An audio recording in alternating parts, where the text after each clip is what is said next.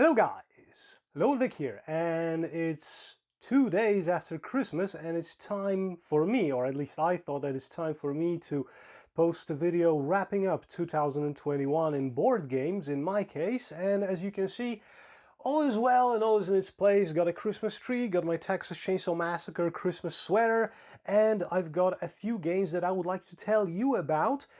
This is not a ranking, there aren't any top 10s or anything like that. Those are just the games that arrived to me in 2021 and either blew my mind or were a very positive surprise.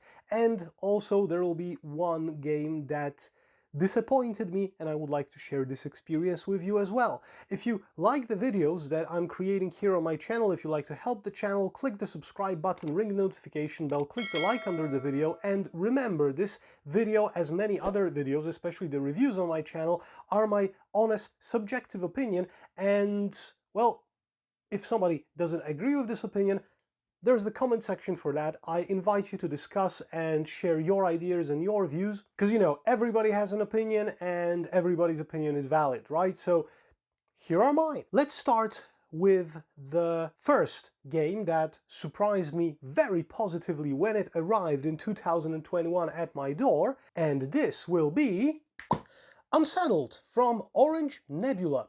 Now, I want to start with this game especially because I want to, in the beginning of this video, send a great kudos to the people from Orange Nebula. I sincerely enjoy how they their approach to making games and the games that come out from them. Now, Vindication and this, those are the two games that I have from them.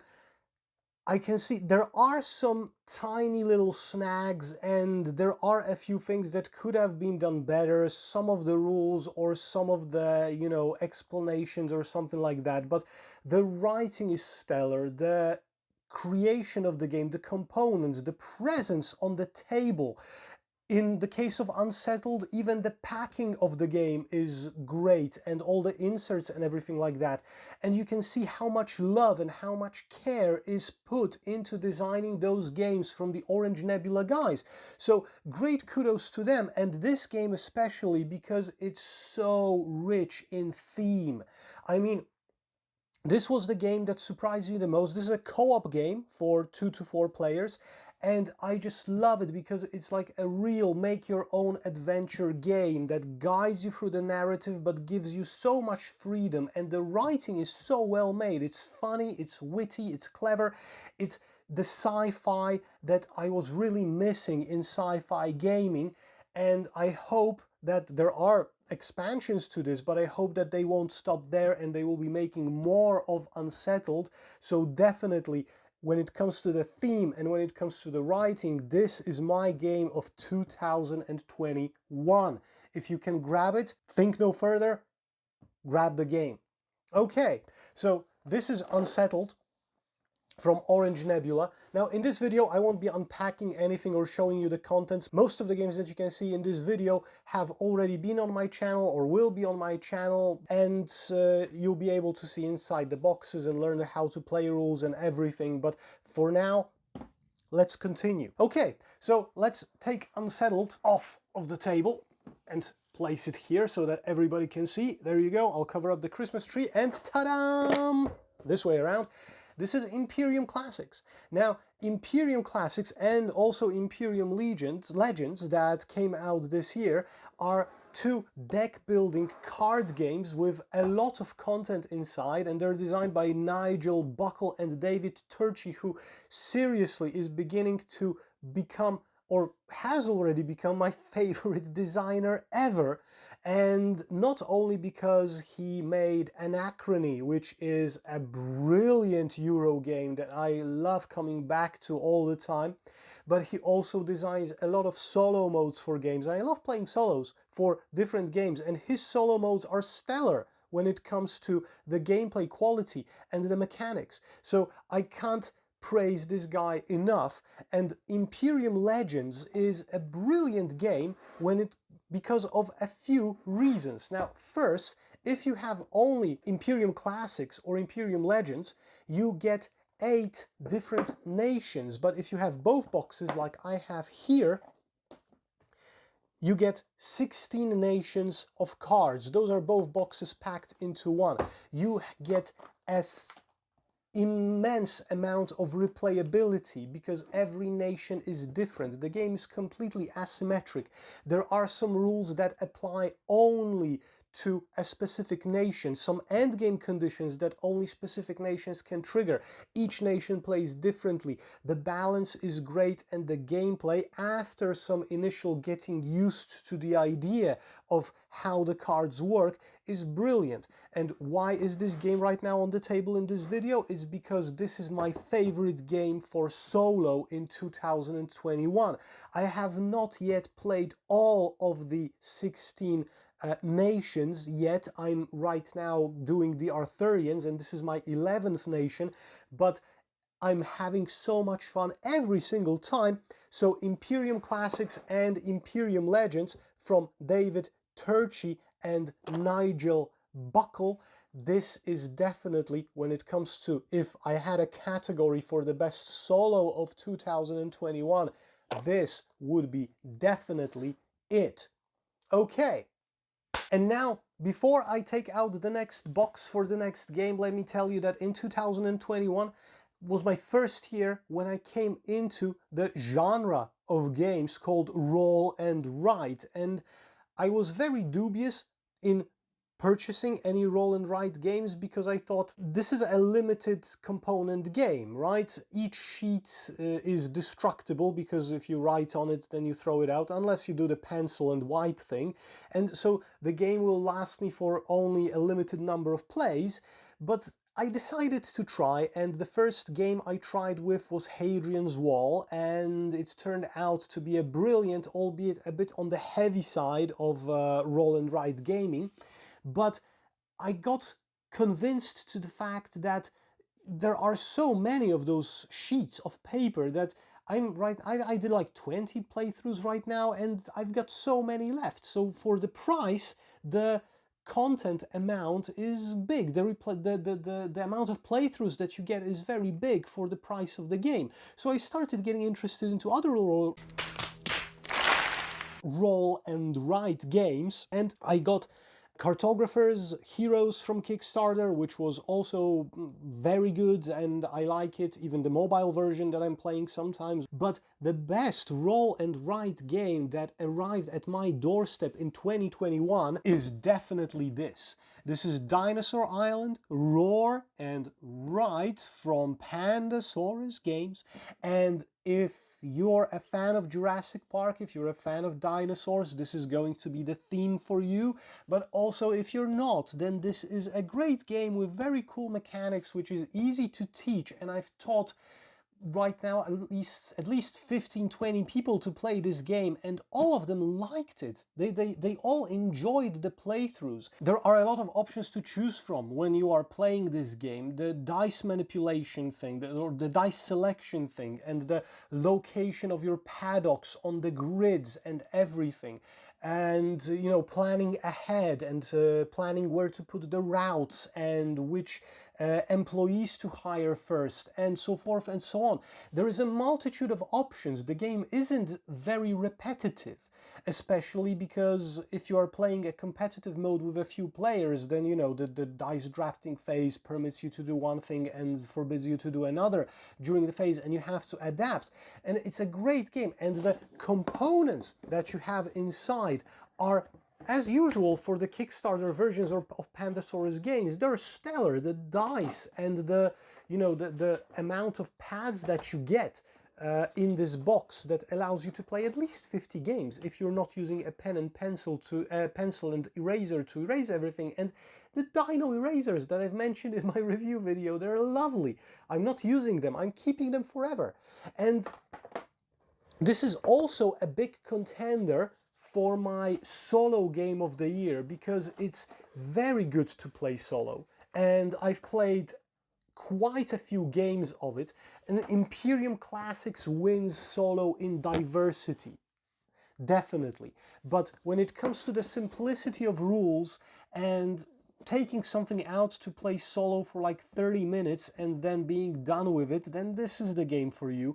But for a crowd, to teach people a game and play so that everybody enjoys it, and a roll and write game at that, this is definitely the choice. So definitely Dinosaur Island, roll and write, brilliant when it comes to pencil or pen on paper games. Okay, here we are. Now, next, a quick explanation again.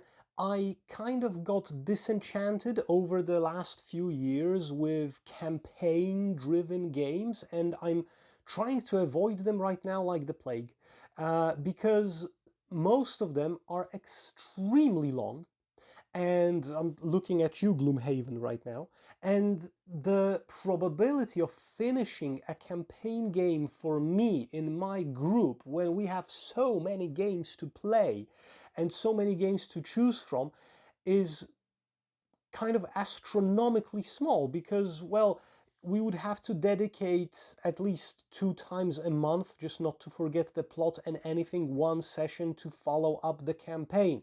So, and then again, you know, how many times can you play the same game and not have it feel repetitive? Gloomhaven started feeling repetitive after 30 scenarios, more or less, and we were like scratching our heads and like, what are we doing here? It's the same every single time.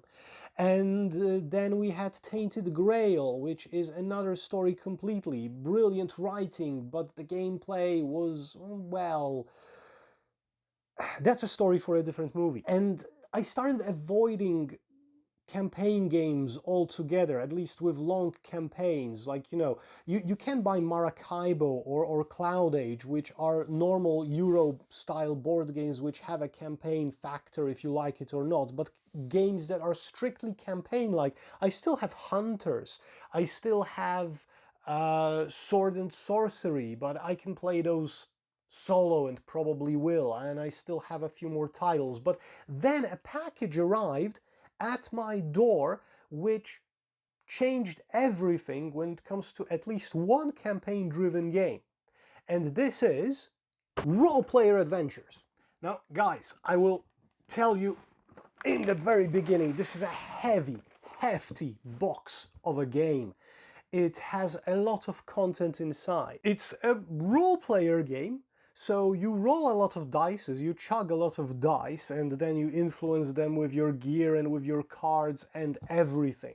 But we started playing it, we were just like, okay, so let's try. Okay, let's try another campaign. Maybe this one will stick for longer.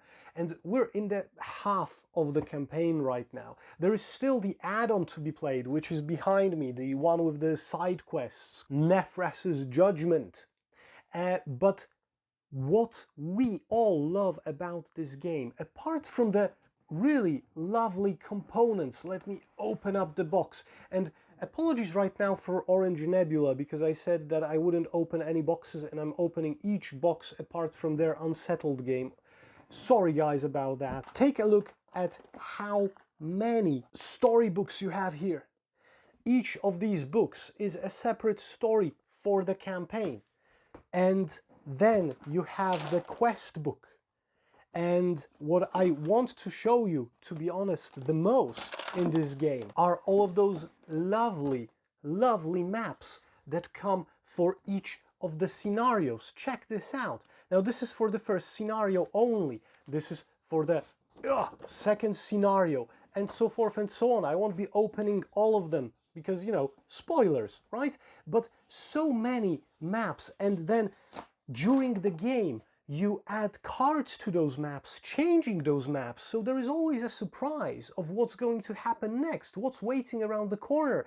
And the thing that we loved the most about this game, I think, is the detail that the writers took to make this a choose-your-own-adventure kind of game, because every single item that you pick up, whether it's a shovel or a stick or a magic orb or anything like that, can be used by you in combination with any other object that you have in your inventory in any location, and you can check out what's going to happen. Sometimes it's something that will make you uncover a treasure or open a magic door. Sometimes it's completely nothing. But sometimes you'll just use a shovel to swing at a branch and you'll get hit with the shovel on the head yourself and you will lose health. So just like because, well, what did you think might happen if you throw a shovel onto a tree or into a tree, right?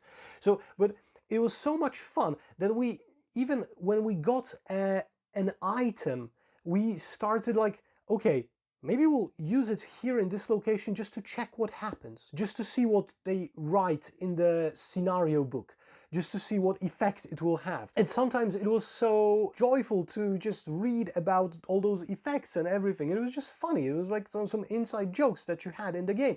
And this was brilliant. And the amount of writing that had to be put and the amount of work that had to be put to, you know, illustrate every event for every object in every location is mind-boggling for me.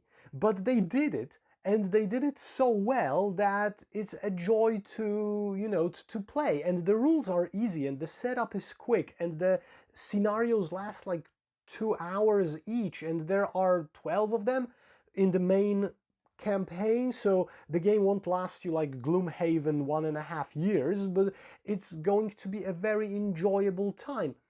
And still, you won't be able to see everything after one playthrough, so it has the replayability value. So in the category of campaign-driven experiences, role-player adventure knocked my socks off definitely, and the group, me and the group, like it very, very much. So kudos to the guys at Thunderworks Games for designing this and for delivering this Kickstarter in 2021. We needed something like this. Thanks. Okay, so role-player adventure, here we go. This is the best campaign-driven experience of 2021 for me. So right now we're getting to the end of this video. We have already the best solo game, we've got the best themed narrative game, we've got the best roll and write game, we have the best and favorite campaign-driven game, and now there are a few more categories, my imaginary categories left here, and let's talk about the next one, which is going to be the game that made the most surprising and the most welcome comeback to the table in 2021. It was forgotten by me and by us for so much time, and you can blame us in the comments and you can say that it's unacceptable to forget such a game, but we did. But it came back in 2021. It's an old game, it's an older game, but it came back as strong as it was when I first purchased it and we were first playing it, and that game is Blood Rage. There you go. Cool minis or not, whatever you can say about those guys, they had a time and they still have the possibility of making good games. And let's not mention the stellar quality of the miniatures that are in this game. I love them to bits. But this game as, you know, minis on the map, area control kind of games is something for me that's always going to be the one of the games that I'm comparing all the other games to. It's not a Civ game, it's not a 4X game, it's focused on battling, it's focused on area control, it's in my favorite mythology, so hey, there we go. And well, Eric Lang delivered here, definitely, when it comes to this strategy game, in my opinion, in our opinion. This is the only game probably in which my favorite tactic is just killing off my soldiers, my Vikings from my clan, because I get points for them dying, so why not? And you get the draft cards and you adjust your tactics according to what cards you draft in your hand. There is always something to do, you're very rarely locked out. It houses up to 5 players and it's very busy with especially the gods and the mystics expansions that you can get to those, and some additional monsters that I have here. And I got back to it, to be honest, because I started painting and I finished painting all the minis for the game, and after finishing painting we started playing it just to see how it will look on the table, and we had so much fun with it that we'll be coming back to it again and again. So definitely Blood Rage. Now, I haven't purchased Rising Sun because I'm not into the whole Orient Japanese kind of stylistic of games. This doesn't kind of rock my boat. But I've got Ankh as well, because the Egyptian mythology, and Ankh is a very close second when it comes to the production value and the gameplay. It's different than Blood Rage, but Blood Rage wins in my heart and on the table as well, in my opinion. It's a game that's aged very well, and I'm definitely recommending it if you are looking for a game with area control and with a lot of interaction between players, negative one, and you haven't heard or haven't played Blood Rage, grab the box. You won't be disappointed. Okay, I will have to take those boxes down right now because, well, I have limited space on the table, guys, but right now I will take those boxes down, if only to say about, well, the only really big disappointment that I had in 2021 when it comes to the board games that I was waiting for. So let's flip on the black and white feel for this fragment, play some somber music in the background, and let's talk about Unfathomable, or as the Polish title goes, Odmęty grozy. So now, when FFG, or Fantasy Flight Games for the long version, announced that they are going to rehash the Battlestar Galactica game in a Cthulhu form, I was more than happy to wait for as long as I have to get this game on the table. I played Battlestar Galactica as the game. I don't have it. I played it a few times and I loved it, even though I've watched the series only, like, you know, from time to time, and I knew the plot only in a general sense, but I enjoyed the traitor mechanics, and I enjoyed the player interactions, and I enjoyed the complexity of those interactions. Then I purchased New Angeles from FFG, which was basically a traitor mechanic game, but in the corporate world of cyberpunk, and this is still my favorite game with the traitor mechanic, because of all the, you know, all the things that you have to do to cooperate above the board between other players, and figuring out which one is the corporate traitor, and, you know, and trying to control the city and collecting the most money on the one hand. And now they've announced that finally they are going to make something new in this traitor mechanic, and that it's going to be a refreshment of the Battlestar Galactica, but in my favorite fantasy mythology, so the Lovecraftian world of Cthulhu. And I was over my head with joy. And then the game arrives, and, well, it's just a simplified version of Battlestar Galactica. And by simplified, I mean it in the bad sense of simplified. I played it with 3 groups of people right now, and one group was completely new to cooperative games, so they probably had the worst experience with it, because nobody was cooperating. They were just making their moves individually, and they were not communicating at all. But still, the game kind of worked, and like, I don't mean that it worked, that it was a good game, but you could play it like that. The actions and the decisions and the things that you have to do in the game do not really force you in any way to cooperate or discuss anything. And as I remember faintly, Battlestar Galactica, that was not the case. And as I remember very well, New Angeles, that was not the case. In New Angeles, we had conversations about which card to play by one player that lasted sometimes for 10 minutes before we stopped arguing about what's the best course of action, and the player decided. Here, even with a group that was experienced in New Angeles and experienced in cooperative games, we didn't feel that our decisions mattered that much. We didn't feel the enormous pressure of the traitor being among us. We didn't kind of feel the immediacy of the threat. It's just a game. It's stripped of everything I was hoping for, in my opinion, for a good traitor game. The complexity of the options that the players have as actions to perform is low. The cards that you get change something with your actions for the immediate moment, but they don't change anything very globally, like it had, like was this case with New Angeles sometimes. and it's not what I expected, really. And this is definitely the disappointment of 2021 for me.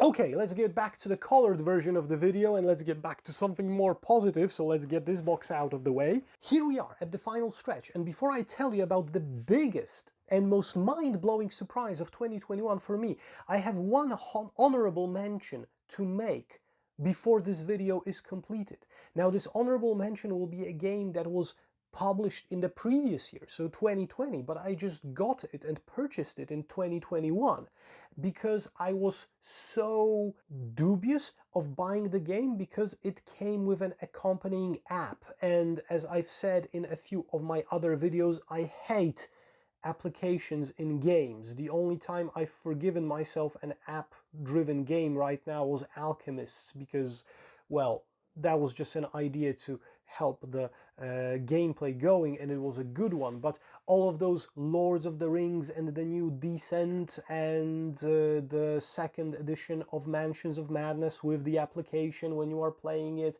and many, many more that came out. For me, applications detract from the game because you focus on the screen more than on the board at times, and that's a deal breaker for me. But here, enter Search for Planet X. And this game is like, the whole game, the entirety of the game is basically inside the app. The whole logic of the game, because you have to ask the application about everything. But because of the theme of the game and because of the mechanics and the gameplay, because it's a logic game at heart, it's great. It fits because you're an astronomer trying to find the planet X, and you're targeting your telescope to a piece of the sky, and you're looking for objects, and you input the data in your computer and you analyze them. And this inputting data and analyzing is just using your mobile phone and saying that I'm scanning this area of the sky, and your computer outputs you data, and then you have to process the data in your brain. You have to note them down on a notepad and then sit and analyze. And okay, so I got this information from this research, and I know this, and it's all connected. So the app doesn't detract, doesn't steer your focus away from your board and from your notes and from what's happening around the board, from what other players are doing. It's just there to provide you information which you have to process in the biggest computer that we have, in our brains. So this is a great use of an app to drive a game, in my opinion. And it's so satisfying to win this game because you have to think so much, especially on the higher difficulty levels, and connect so many dots. It's a brilliant game. And it scales so well in difficulty that it's good for players who are not familiar with the genre as well, because if you lower the difficulty to beginner and start with, giving them the maximum amount of clues, they can still get into how the game works. The rulebook is like 10 pages long. There are a few actions which are pretty clear. You can learn the game in 10 minutes, but mastering it at the expert level takes time. And the app doesn't break the immersion, it helps the immersion so much. So an honorable mention from me, the game that showed me that apps can still work with board games, The Search for Planet X. There you go. And we finally arrived. I'll put it over here. And we finally arrived, guys. So the final box that will land on my table right now is a game that I backed on Kickstarter completely on a whim. I just looked at a few of the photos. I didn't read the rulebook. I didn't read the descriptions. I just read the first paragraph of what the game is about. I looked at the components. I said, okay, cool theme. I want to check it out. And I backed it. And then, to be honest, I forgot about it because there were so many more high priority games on Kickstarter that I was waiting for. And then it arrived at my door, and then we played it for the first time, and it totally blew my mind. Both in the solo play and both in the multiplayer version, as a cooperative game, because it's a co-op game in which every player has to seriously cooperate with each other player to survive. And there is, what's my favorite thing about this game is that you can't dominate other players and tell them what to do. It's a game where everybody has their little square of responsibilities, and every player has to partake in the whole experience for the whole crew to survive. Can you guess what game it is? 3, 2, 1. It's Intrepid. Ladies and gentlemen, did you guess correctly? I had it in my video of how to play and a review of this game, and this was one of the how to play for this game was one of the most watched videos on my channel as well, but this didn't influence the reason why the game is on the table. The game by Jeff Beck and Jeff Krause from Uproarious Games is a gem to have if you are looking for a cooperative game.